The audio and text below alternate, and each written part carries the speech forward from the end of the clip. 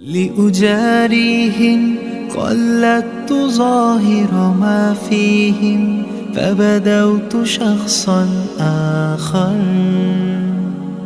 كي أتفاخر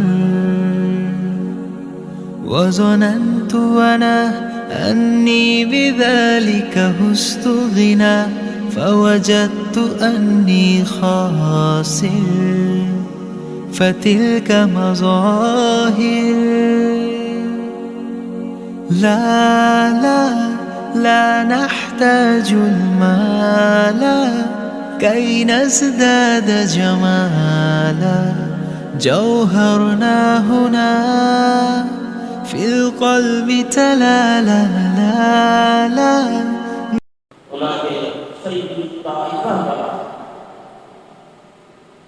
سيد طائفة مطلق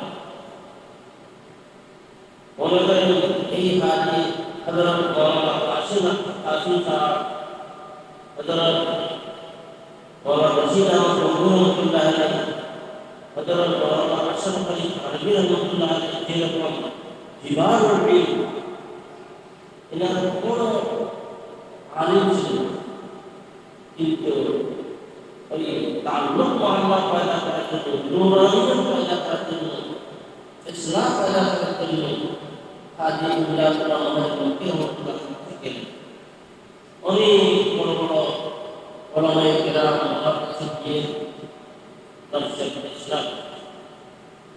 Para ahli page, hati semua page.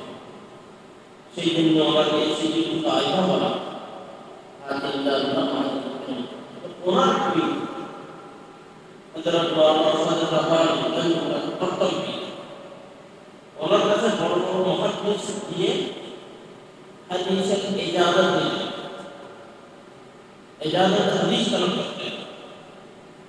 Terikbar ekshadul hadis bijak sakit pun dunia. Pada tahun dan orang fikir. Ijazat hadis ini. Lepas gelen, lepas Syekh Hadis ke Borneo, antara para ulama Rahman dan ulama Ali, Syekh sangat ibarat pergi. Ibarat pergi lepas Borneo, lepas Borneo की बुखारी शरीफ के प्रथम रिवायत आगे एक बात का कायम कर कई वक़्त नंबर वही এই ওখান থেকে পড়তে পড়তে ইন্দামাল আমাল দুনিয়া যেন প্রথম রেবায় বেশকার শরীফের মধ্যে প্রথম রেবায় পেয়েছে মুকদ্দমা মধ্যে এখন ওই রেবায় যখন শুরু হয় তার আগে সনদ পড়া হয়েছে চুপ হয়ে গেল Syekh Hadis চুপ হয়ে গেল কিছু বলতে পারছেন তো ফজল রহমান মুরাদাবাদী আমাদের আবার বললাম শেখ দিয়ে আবার ওইখান থেকে পড়ে তাই আপনারা বলতে বলতে দেশে আবার শুনতে ওই আবার বললাম শেখ দিয়ে আবার বললেন ওইখান থেকে পড়তে কিतना পড়া তো একদম চলতেছে না তো উনি বললেন ওই শেখ যিনি ইমাম পড়েছেন बोला हजरत यहाँ तक पढ़ने के बाद जुबान मेरी इतनी भारी हो गई बिल्कुल चल नहीं पाई हमार जुबान का एक भारी नहीं गया আমি আর করতে পারছি না কারণ ইল্লাহ আমাদের নিয়াত থেকে তো রিওয়ায়াত মাকাম এটা তো হাদিস এখন আমরা পাঠ চলে তো বললেন আমার জবান মিষ্টি হয়ে গেছে খালি হয়ে গেছে আগে চলতেছে তখন হযরত মাওলানা ফজলুর রহমান বলে মুরাদাবাদী রহমাতুল্লাহ বললেন कि कुरान करीम में जिस तरह वजन है हदीस में भी एक वजन है हदीस में भी एक वजन है হাদিসের গজল এইটা একটি হলো জাহির, এই জন্য পড়া যাচ্ছে না। আরেকটা জিনিস, দিল্লির মধ্যে একজন শাহ আব্দুল আজিজ দাব্বাক নামে যে বুজুর্গ ছিলেন, ওই বুজুর্গটা উনি কিন্তু নাগারাও করতে পারতেন, কিন্তু বড় সাহেবের কাছে বুজুর্গ ছিলেন। ওলামায়ে কেরাম ওনার থেকে ইজাজত নিতেন, বাইয়াত দিতে দিবারাত করতেন। ওনার একটা কেরামত ছিল, ওনার সামনে থেকে কোরআন পড়তো বা হাদিস পড়তো, উনি বলতে পারতেন এটা হাদিস, এটা কোরআন, এটা হাদিস, এটা কোরআন, উনি বলতে পারতেন। এখন কেমন করে বলতে পারতেন? ওনাকে জিজ্ঞেস করা হলো, বলতে এটা আমাদের একদম শুদ্ধ নয়। তাই একটা ওলামায়ে কেরামের একটা জামাত যাচাই করার জন্য গেলেন, গিয়ে বুখারী শরীফের রিওয়ায়াত হাফিজু আলা সালাওয়াতি ওয়াস সালাতিল মুস্তা, তারপরে বুখারীর রিওয়ায়াতের মধ্যে আছে আল আসর, মুস্তার পরে শব্দ আছে আল আসর, মানে সালাতের মুস্তার মেকার আসর।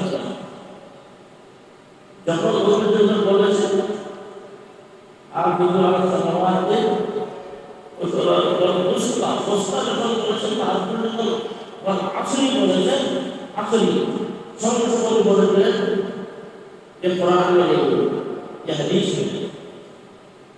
এটা প্রশ্ন হয়ে গেল কিনা? এখন লোকেরা জিজ্ঞেস করলেন, আপনি এটা কেমন করে বলতে পারলেন?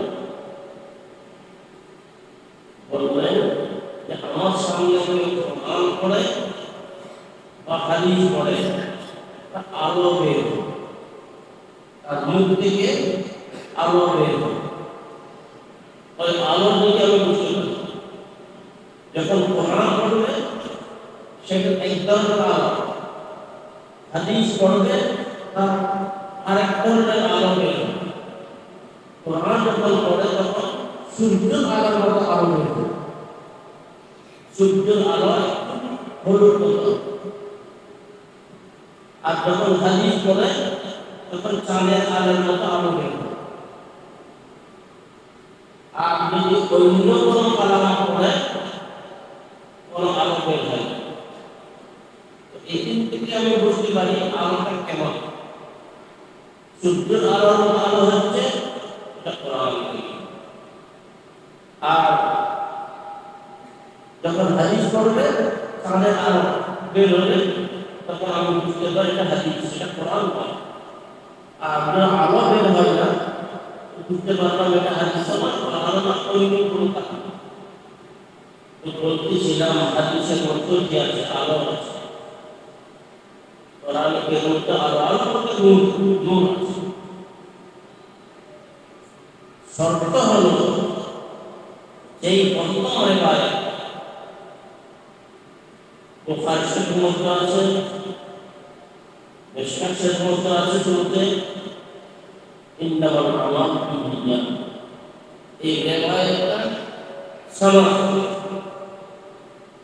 হযরত মুহাম্মদ সাল্লাল্লাহু আলাইহি ওয়াসাল্লাম রহমাতুল্লাহি আলাইহি পাকিস্তানের মুহাদ্দিস, উনি বুখারী শরীফের সনদ লিখেছেন। তার মধ্যে একটা লিখেছেন ইন্নামাল আমালু বিন্নিয়াত, এই রিওয়ায়াতটার সনদ কমসে কম 700, কমসে কম কত? 700। কারণ সনদ আলোর ফলে রিওয়ায়াত হয়ে গেল। মতাদের মধ্যে ইন্নামাল আমালু বিন্নিয়াত আছে, ইন্নামাল আমালু বিন্নিয়াত আছে, বিন্নিয়াত আছে, সেই হিসেবে রিওয়ায়াত আলাদা হবে। মোট 700 সূত্র মধ্যে আছে, কিন্তু তারপরেও একদম সফল বাহির। কেন? সবগুলো সনদ শেষ পর্যন্ত দিয়ে হযরত ওমর রাদিয়াল্লাহু তাআলা আনহু শেষ। ওনার থেকে আগে উনি হুজুর সাল্লাল্লাহু আলাইহি ওয়াসাল্লাম থেকে শুনেছেন মিম্বরের মধ্যে এই রিওয়ায়াত করার খবর পাই। তো বলতেছিলাম হাদিসের মধ্যে যেমন আলো আছে, কোরআনের মধ্যে আলো আছে, সেই আলো ওইটার সম্পর্ক হলো মানুষের নিয়তের সাথে। নিয়ত যত খালিস হবে, নিয়ত যত মজবুত হবে, তত আল্লাহর পক্ষ থেকে ইলম আসবে। এই জন্য হযরত মাওলানা শেখ জাকারিয়া রাহমাতুল্লাহ আলাইহি শেখুল হাদিস উনি বলেন, जो तलबा हदीस पढ़ते हैं अगर वो साहब निस्बत न हो सके तो क्या हासिल किया। हदीस तो डायरेक्ट रसूल करीम सल्लल्लाहु अलैहि वसल्लम के सम्मत था, कौल रसूल फ़िल रसूल बयान करा সেই সিরিফ বয়ান শুনে না করতে সময় ওকে অন্তরের সাথে হুজুর সাল্লাল্লাহু আলাইহি ওয়াসাল্লামের সাথে সম্পর্ক হতো। তো বললেন শেখ জাকারিয়া रहमतुल्लाह अलैह, अगर साहिब निस्बत नहीं हुए तो क्या हो, नहीं তাদের মধ্যে তরফি তাআল্লুক যদি মজবুত হয় নাই, তাহলে হাদিস নবীর যেরকম ফায়দা দরকার সেরকম আমি ফায়দা হলো না। তার কথা বলা যারা যে দরজার মানুষ হয় তাদের কত সেরকম আপনারা শুনেছেন ইমাম গাযালি রাহমাতুল্লাহ আলাইহি বহুত বড় ইমাম, বড় আলিম, বড় গুরু ছিল।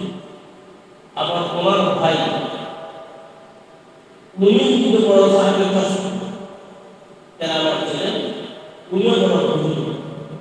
কিন্তু ইমাম গাযালি রাহমাতুল্লাহ আলাইহির পিছনে ওনার ভাই নামাজ পড়তেন না, নামাজ পড়তেন না। এরকম হতে হতে বেশ কিছু সময় গেল, আস্তে আস্তে কথাটা মানুষের মধ্যে মুছে হয়ে গেল। ইমাম গাযালির ভাই ইমাম গাযালির পিছনে কি করতেন? নামাজ পড়তেন। কারণটা যদি নামাজ হয় তাহলে পড়তেন না কেন? আর যদি নামাজ না হয় আমরা কেন? কারণটা এখন আমাকে কাকে ইমাম গাযালি রাহমাতুল্লাহ ভাই তারপরে এত বড় ইমাম আমার কিছু নামাজ পড়লে কেন? তো উনি বললেন, আচ্ছা তোমরা তো তোমরা কিন্তু বুঝবে না, বলছে না বলতে হবে। ঠিক আছে নামাজ পড়বে। এখন ইমাম গাযালি রাহমাতুল্লাহ বুঝে উনি দাঁড়ালেন। যখন উনি বেঁধেছেন একটু পরেই নিয়ত ছেড়ে চলে গেলেন। যখন নিয়ত ছেড়ে চলে গেলেন, এখন আরেক